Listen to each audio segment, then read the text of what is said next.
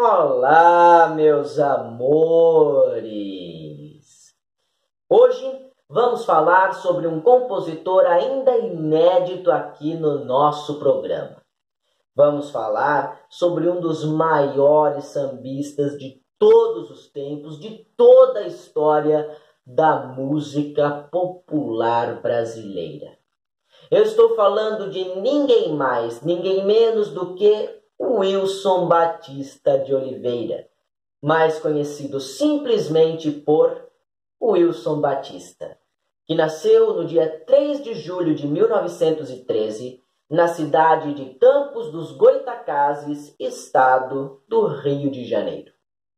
O pai de Wilson Batista era um humilde pintor de paredes, que também trabalhava como funcionário da Guarda Municipal.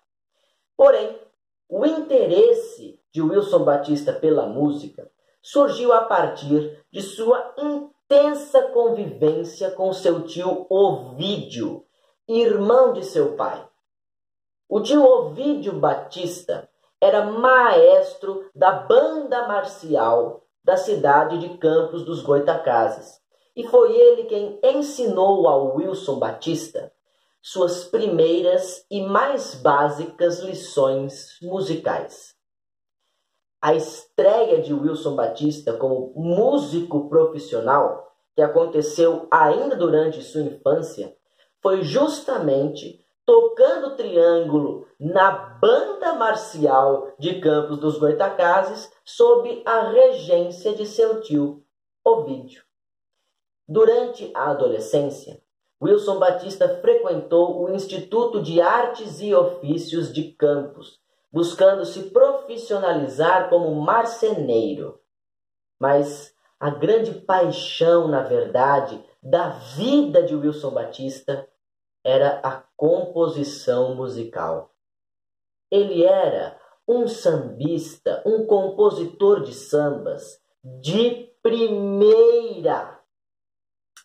No geral, Wilson Batista nunca teve muito estudo.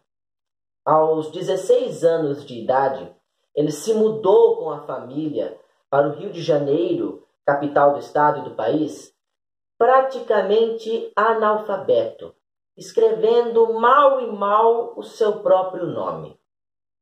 Mas Wilson Batista se mudou aos 16 anos para o Rio de Janeiro com a família, já com alma de poeta, formada e muito bem trabalhada. Ele tinha o talento e ele tinha a experiência que lhe foi proporcionada, que lhe foi oportunizada por seu tio Ovídio lá em Campos dos Goytacazes.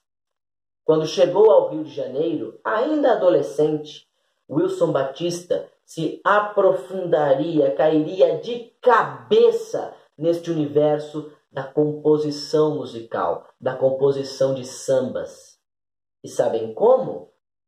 Pois é, Wilson Batista mergulharia no mundo da boemia, no mundo da malandragem. Vocês devem se lembrar que há um tempo atrás nós estávamos falando de compositores que exaltavam a malandragem também, como por exemplo o Senhor, o Ismael Silva. Pois é, nenhum desses compositores seria tão malandro quanto o Wilson Batista. Nenhum deles exaltaria tanto a malandragem como o Wilson Batista. Senhoras e senhores, podemos considerar o Wilson Batista como uma verdadeira personificação de o que era ser um malandro para a época. Uma personificação da malandragem, da pilantragem. Vamos voltar a pilantrar. A mudança para o Rio de Janeiro proporcionou ao Wilson Batista a convivência com esses compositores malandros. Mas não foi só isso não. Proporcionou também a convivência com aqueles malandros que não eram compositores, os chamados vadios por excelência. Wilson Batista mesmo menor de idade, passaria a viver em ambientes extremamente marginalizados pela sociedade, como cabarés, bares, casas noturnas e até mesmo bordéis. Lá, Wilson Batista conheceria e também se tornaria propriamente um malandro. No âmbito musical, a primeira composição de Wilson Batista aconteceu naquele mesmo ano de 1929, aos 16 anos de idade. Tratava-se, obviamente, de um samba, intitulado Na Estrada da Vida, que seria gravado 4 anos depois pela cantora Aracy Cortes. Em 1930, ele integra a orquestra do maestro Romeu Malagueta como tocador de pandeiro. E naquele mesmo ano ele descobre que uma alternativa extremamente eficaz para quem queria ganhar dinheiro no ramo da composição musical era o teatro de revista. Além de começar a compor para o teatro de revista, Wilson Batista também vendia alguns sambas por fora e desta forma foi gradativamente adentrando o mercado fonográfico e radiofônico. Em 1932, ele consegue a primeira gravação de uma composição sua, novamente um samba, intitulado Por Favor Vai Embora, na voz de Patrício Teixeira. Mas o seu primeiro sucesso viria no ano seguinte, 1933, quando Wilson Batista contava apenas 20 anos, gente. Olha só como ele fez sucesso cedo na vida. Trata-se do samba Desacato, que foi lançado no mesmo ano da nossa música de hoje. Vejam só que coisa. E se eu disse para vocês que Wilson Batista era a personificação da malandragem, no nosso samba de hoje, ele trata de descrever essa personificação. Ou seja, descrever o seu estilo próprio, o seu modo de vida. Neste samba icônico, histórico, intitulado Lenço no Pescoço. Meu chapéu do lado, tamanco arrastando, lenço no pescoço, navalha no bolso, eu passo gingando, provoco e desafio, eu tenho orgulho em ser tão vadio. Vocês querem saber qual é o retrato do malandro carioca da época, dos anos 30? Tá aí. É isso.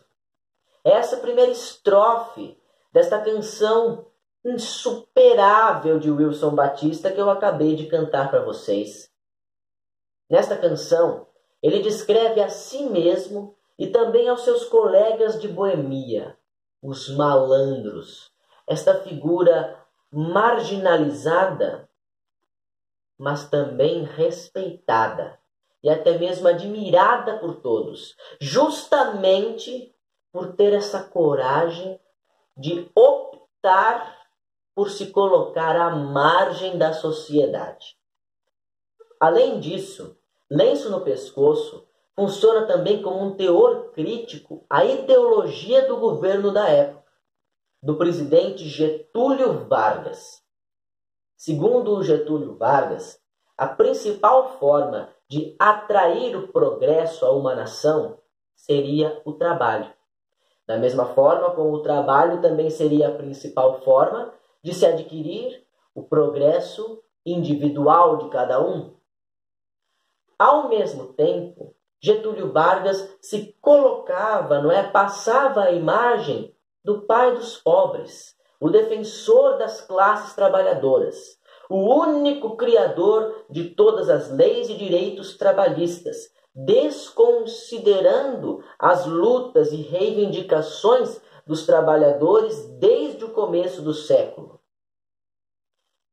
Wilson Batista, quando compõe o seu samba Lenço no Pescoço, contraria Getúlio Vargas, ao dizer que nem sempre necessariamente o trabalho leva ao progresso.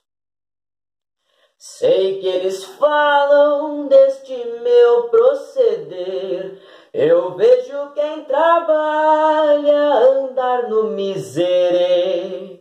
Eu sou vadio porque tive inclinação, eu me lembro era criança, tirava samba canção, comigo não, eu quero ver quem tem razão. Bem, Getúlio Vargas, por sua vez, quando percebe que não só o Wilson Batista, mas outros compositores, outros sambistas, estão publicando estas canções contra sua ideologia, ele consegue articular a sua máquina de propaganda para inserir no próprio samba a sua ideologia de governo, né? O trabalhismo, o populismo. Nós vamos ver isso no programa que vem, porque nossa música de hoje, Lenço no Pescoço, vai gerar toda uma polêmica entre Wilson Batista e Noel Rosa, nosso velho amigo e conhecido. Essa polêmica também é velha e conhecida. Talvez vocês já tenham ouvido falar. Noel Rosa vai ficar do lado da ideologia de Getúlio Vargas, dizendo que o trabalho é importante e que, mais do que isso, não se deve chamar o sambista de malandro, porque isso desvirtua o compositor musical. Mas isso é assunto para o programa que vem. Hoje eu vou deixar vocês por aqui, colocando aí na descrição do vídeo a gravação de Lenço no Pescoço de 1933, na voz de Silvio Caldas. Eu espero muito que vocês gostem. Na minha opinião, o Silvio Caldas, o Caboclinho Querido, como era o apelido dele, confere toda uma interpretação especial para a música, com toques de malandragem que hoje em dia não seriam cabíveis. O meu pai, inclusive, ouvindo essa música, ele até comparou. É uma malandragem antiga, né? Hoje em dia a malandragem se modificou muito, se tornou uma coisa até mesmo um tanto violenta. E deixo vocês aqui também com esta reflexão, que, se for possível, vocês poderiam comentar aí embaixo na caixinha de comentários para que eu possa responder depois com a minha opinião. Ok? Então, minha gente, um abraço no coração de vocês. Beijos na alma de cada um e até semana que vem. Teremos polêmica à vista, hein? Lembranças do Emílio.